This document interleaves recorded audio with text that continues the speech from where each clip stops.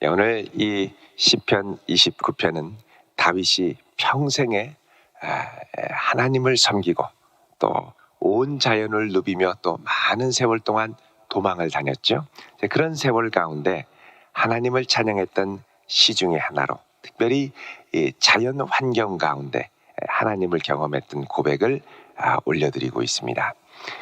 오늘 말씀 1절에는 너희 권능 있는 자들아 영광과 능력을 여호와께 돌리고 돌릴지어다, 이렇게 이제 고백을 합니다. 여기 권능 있는 자들아, 이게 이제 히브리어로 베네 엘림 이렇게 되어 있습니다. 엘 그러면 신, 이제 하나님이란 뜻도 되지만 신들, 복수죠.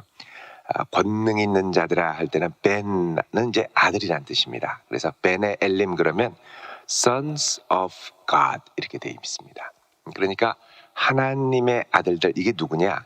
하늘에서 하나님을 섬기는 천군 천사들, 그리고 온 세상을 돌아다닐 때 온 세상에 이제 각자 이제 가나안에 여러 신들이 있죠.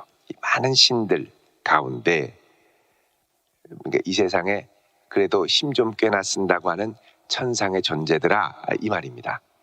영광과 능력을 여호와께 돌리고 돌릴지어다. 이 말은 뭐냐?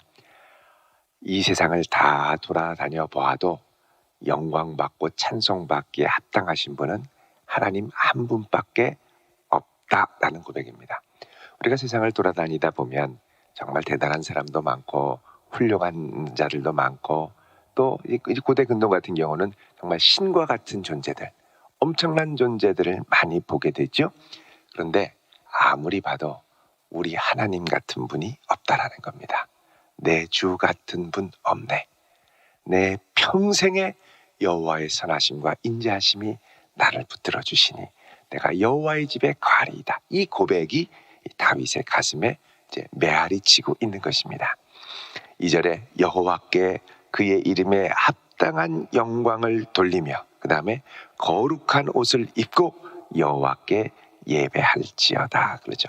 자, 그의 이름에 합당한 영광을 돌리고 거룩한 옷을 입고 예배하자라는 건 하나님의 전, 하나님의 성전에 나와 예배를 온전히 드리자, 이렇게 얘기를 하는 겁니다. 일상의 많은 바쁜 것 가운데서도 그러면서 이제 3절부터 이제 9절까지 이제 온 피조물 가운데 가득 찬 하나님의 영광을 선포합니다. 여러분, 이런 거 보면 우리가 자연을 좀 많이 사랑하고 자연을 좀 돌아다니며 하나님의 영광을 묵상할 필요가 있습니다. 자, 여기서 특징적으로 나오는 건 뭐냐? 여호와의 소리라는 겁니다. 여호와의 소리. 3절에도 여호와의 소리, 4절에도 여호와의 소리, 5절에도 여호와의 소리, 그죠? 그리고 7절에도 여호와의 소리, 8절에도 여호와의 소리, 9절에도 여호와의 소리. 그래서 여호와의 소리가 모두 8번 등장을 합니다. 자, 먼저 3절에 보면 여호와의 소리가 물 위에 있도다 그럽니다. 영광의 하나님이 우레소리를 내시니 여호와는 많은 물 위에 계시도다, 그러죠. 자, 물 위에 있다, 많은 물 위에 있다라는 말은 하나님께서 태초에 천지를 창조하실 때의 모습을 연상을 시킵니다. 하나님의 영이 수면 위를 운행하시죠. 온 세상이 창조되기 전에 이 지구는 물로 꽉 찼습니다. 이 물이라는 건 뭐냐? 혼돈과 공허의 세력을 의미합니다. 이 물 위에 하나님께서 우레소리를 내니 이 물을 뛰어넘어 많은 물, 위험 있는 물과 같이 이 물을 가르시고 혼돈과 공허의 세력을 가르시고 통치하시는 하나님의 위엄이 있다라는 고백입니다. 그러니까 하나님의 소리, 하나님의 말씀, 위험 있는 말씀이 혼돈과 공허의 세력을 뛰어넘어 역사하신다라는 고백입니다. 그래서 하나님의 소리가 물 위에 있도다. 그래서 하나님의 능력이 창조의 능력이 되고 온 세상의 혼돈과 공허 가운데 질서와 의미를 부여하시는 역사. 그래서 여러분, 우리가 눈을 뜨고 세상을 보면 갈수록 혼란스럽지만 눈을 감고 주의 음성에 귀 기울이면 내 영혼의 평안과 하나님이 통치하시는 은혜의 손길을 경험하게 될 줄로 믿습니다. 자, 그 다음에 4절은 여호와의 소리가 힘 있으며 여호와의 소리가 위엄차도다. 그렇죠. 자, 하나님의 말씀의 힘, 하나님의 말씀의 위엄, 하나님의 음성의 위엄을 노래합니다. 여러분, 이 하나님의 음성을 우리가 직접 듣기는 참 어렵습니다. 시내산에서 이스라엘 백성들이 직접 시내산에 올라가서 하나님이 말씀하시는 소리를 듣죠. 그거 듣다가 뭐라 그러냐? 고만 듣겠다 그럽니다. 모세 당신이 직접 듣고 적어서 알려달라. 우리가 직접 듣다가는 감당하지 못하고 죽을 것 같다. 그러니까 제발 좀 모세 가서 들어라. 그러죠. 그만큼 우리의 전 존재를 흔드는 능력 있는 말씀. 이 말씀이 5절에 보면 백향목을 꺾고 레바논의 백향목을 꺾고 부수시도다. 그러죠. 여러분, 레바논 지역은 이스라엘의 북쪽인데 이 북쪽으로 가면 이 고도가 이제 헬몬산 옆쪽으로 이제 레바논이 쫙 펼쳐져 있는데 아주 높은 고도로 올라가면 아주 이 산림이 우리나라의 금강송이라고 하죠. 두꺼운 긴 그 목재 재료들, 이런 나무들이 아주 수두룩빽빽하게 높이 솟아 있습니다. 몇백 년 된 백향목들, 아주 위험 있죠. 그래서 이 백향목을 섬기는 이 가나안 종교들도 있는데 이 하나님의 이 소리가 이 레바논의 우뚝 솟은 웅장한 백향목을 순식간에 꺾고 부수시는 힘과 능력이 있다는 겁니다. 그 나무를 6절에 송아지같이 뛰게 하시며, 여러분, 나무가 쿵 쓰러지는데 이거 움직이는 것도 어려운데 나무가 송아지처럼 뛰면 어떻게 합니까? 팔딱팔딱 뛴다는 거죠. 그 무겁고 큰 나무가 아무것도 아닌 것처럼 이쑤시개 던지는 것처럼 막 쿵딱쿵딱 뛰게 하시는 하나님의 말씀, 이 위험 있는 말씀, 레바논과 시련으로 들송아지같이 뛰게 하시도다. 그렇죠. 하나님의 위험 있는 말씀의 능력을 말합니다. 그러니까 이 말씀을 다윗은 자연계를, 이 자연세계를 묵상하면서 그 가운데 역사하셨던 말씀을 경험하는 것이죠. 7절에 여호와의 소리가 화염을 가르시도다.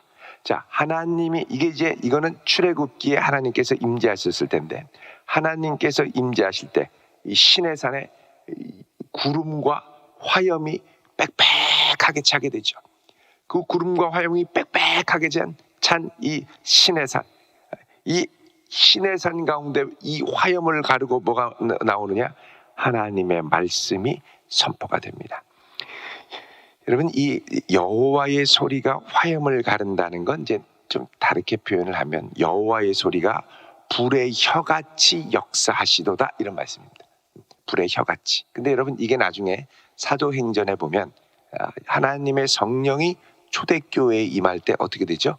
불의 혀가 갈라지는 것 같이 각 사람에게 임하게 되죠. 이런 역사가 나타난다는 겁니다. 하나님의 음성이. 8절에 여호와의 소리가 광야를 진동하시며 여호와께서 과데스 광야를 진동시키도다. 여러분, 광야는 생존의 여건이 결여되어 있는 아주 황무한 곳인데 그곳을 진동시키는 것은 하나님의 말씀뿐이라는 겁니다. 그 가운데서도 역사하신다는 것이죠. 9절에 여호와의 소리가 암사슴을 낙태하게 하시고 살림을 맑게 벗기시니 그의 성전에서 그의 모든 것들이 말하기를 영광이라 하도다. 자, 하나님의 소리가 암사슴과 살림을 좌지우지하는, 이건 뭐냐? 창조의 능력이 된다는 겁니다. 위험 있는 창조의 능력이 되는데 이게 그의 성전에서 말하기를 영광이라 하다. 자, 그래서 하나님의 영광을 돌리는 이 놀라운 하나님의 음성 앞에 하나님의 영광을 돌리는 곳이 어디로? 성전으로 연결이 됩니다. 10절에 여호와께서 홍수 때에 좌정하셨으며, 자, 하나님께서는 아까 많은 물소리 위에 그 음성을 바라시는 분이라고 그랬죠. 그래서 홍수 때에 좌정하셨으며, 우리가 알고 있는 홍수는 노아의 홍수가 있습니다. 온 세상이 물로 덮이고 꼼짝 못할 때, 다시 원래의 창조대로 돌아갈 때 이 물을 가르고 온 세상을 다시 창조하신 분이 하나님이시죠. 그래서 하나님께서 홍수 때에 좌정하셨고 그리고 이 세상을 다시 창조하셨죠. 여호와께서 영원하도록 왕으로 좌정하시도다. 이런 하나님이 온 세상의 왕이라는 겁니다. 아무리 이 세상에 날고 기는 자가 있다 하더라도 하나님이 왕이시라. 11절에 여호와께서 자기 백성에게 뭘 주십니까? 힘을 주심이요 여호와께서 자기 백성에게 평강의 복을 주시리로다.